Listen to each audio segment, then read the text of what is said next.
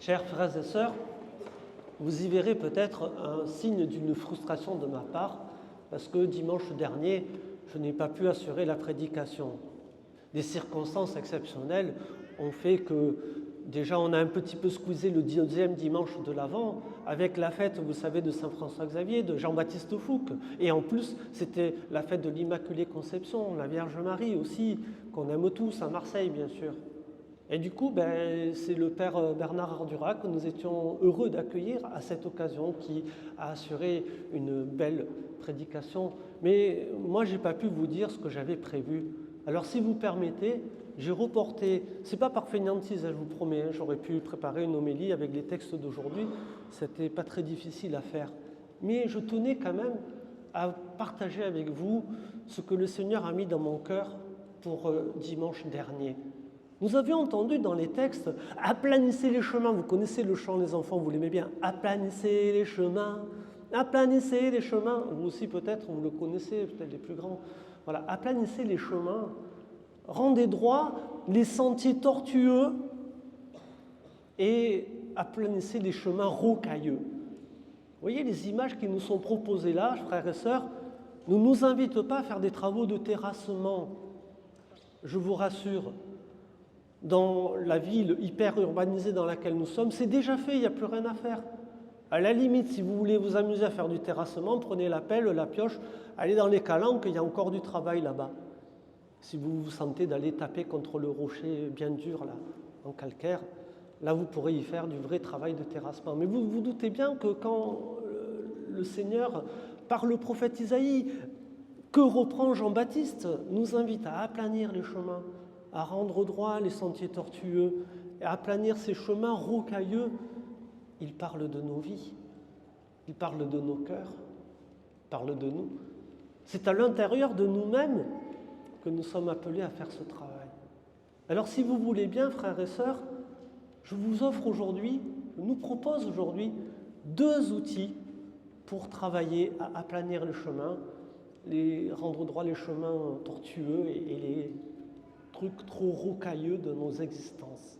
Vous voyez bien l'image, les trucs tortueux, ça peut correspondre, vous savez, des fois à nous, les sentiers que l'on prend quelquefois et où on se perd un petit peu. Les trucs trop rocailleux, ça peut être aussi lié à des choses que l'on subit, dont on n'est pas maître, dont on n'est pas responsable. Vous voyez, des choses que l'on subit, des événements, des fois de l'attitude d'autres personnes qui peuvent être blessantes, qui peuvent être traumatisantes. Et j'aimerais que pour travailler sur ça, nous puissions accueillir mon premier outil que j'appelle la consolation. Consoler mon peuple. Nous avons entendu ça, cette prophétie d'Isaïe au tout début du temps de l'Avent. Consoler mon peuple. On oublie trop souvent, frères et sœurs, que Dieu, dans sa immense miséricorde, dans son immense bonté, souhaite nous consoler, nous réconforter, nous guérir de toutes ces choses que nous avons peut-être subies, ces traumatismes, ces blessures que nous portons dans nos cœurs, dans nos esprits, dans nos corps quelquefois, et qui nous jouent des tours, qui nous empêchent peut-être aujourd'hui de nous épanouir. La consolation, la grâce de la consolation, c'est ce que le Seigneur souhaite nous donner pour nous apaiser et pour que, eh bien voilà, toutes ces choses trop rocailleuses dans nos vies, dans nos existences, puissent devenir plus plats et puissent être un véritable chemin sur lequel nous pouvons annoncer la grâce de la consolation. Alors vous le voyez bien, cet outil ne dépend pas que de nous. Nous ne le maîtrisons pas. C'est un cadeau de Dieu.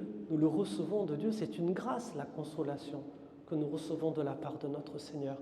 Et j'aimerais qu'en ce temps de l'Avent, nous soyons sensibles à nous ouvrir à toutes les consolations que le Seigneur souhaite nous apporter pour toutes ces choses que nous avons subies. S'il y a des fautes que l'on subit, il y a des fautes aussi dont on se rend responsable. C'est des choses que l'on fait nous et qui peuvent aussi blesser les autres. Et là, on va arriver à mon deuxième outil que j'appellerai la réconciliation. Se réconcilier, c'est quelque chose de très important, ça aussi, pour pouvoir accueillir la paix de notre Seigneur.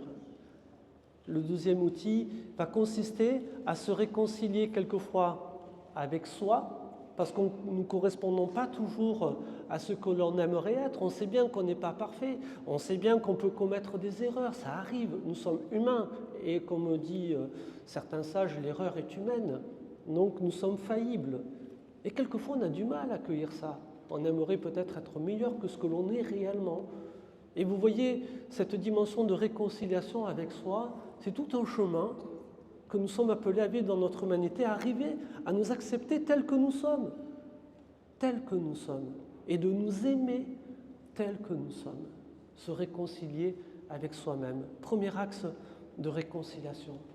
Deuxième axe de réconciliation, se réconcilier avec les autres.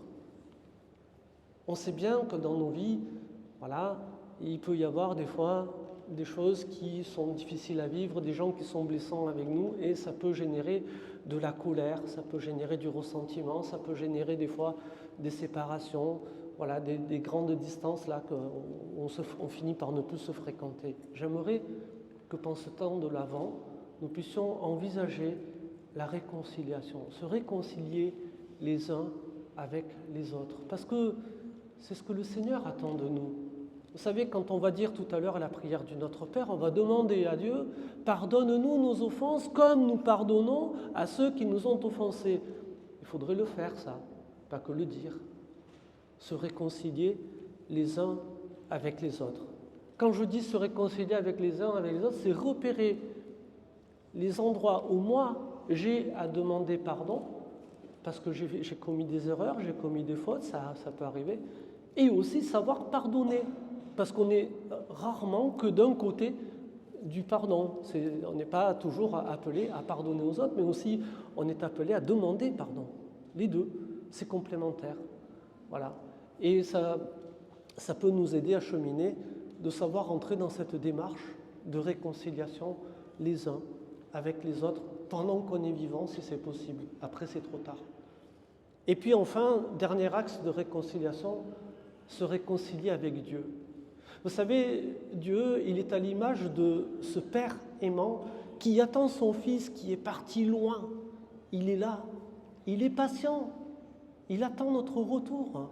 Et quand nous revenons vers lui, le Seigneur, il n'est pas là pour nous tirer l'oreille, nous botter les fesses à coups de pied ou d'autres choses. C'est la fête quand il revoit un seul de ses enfants qui revient vers lui. C'est la fête, c'est la joie. Jésus nous a dit, il y a plus de joie dans le ciel pour un seul pécheur qui se repent, plus que pour 99 qui n'ont pas besoin de conversion, de se repentir.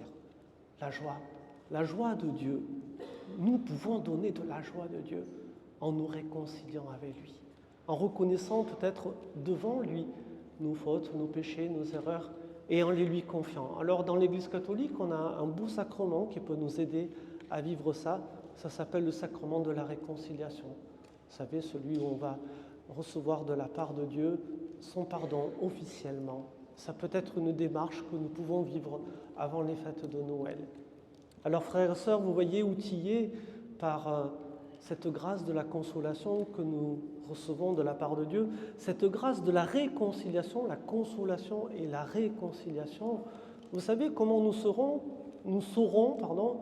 que nous sommes consolés et que nous sommes réconciliés, c'est lorsque la paix sera bien présente, bien ancrée dans notre cœur. Comme nous dit Paul dans la deuxième lecture que nous avons entendue, « Et la paix de Dieu qui surpasse toute chose habitera nos cœurs et nos pensées. » Le premier signe que nous avons été consolés de la part de Dieu et que nous sommes réconciliés, c'est la paix. Et le deuxième signe, c'est la joie. Celui qu'on nous annonce aujourd'hui, cette joie qui habite le cœur de Dieu et qu'il veut partager avec nous. Frères et sœurs, aujourd'hui, en ce troisième dimanche de l'Avent, on nous invite vraiment à rentrer dans cette joie de Dieu en accueillant toutes les grâces de consolation et de réconciliation qui vont nous aider à cheminer vers la joie de notre Seigneur. Amen.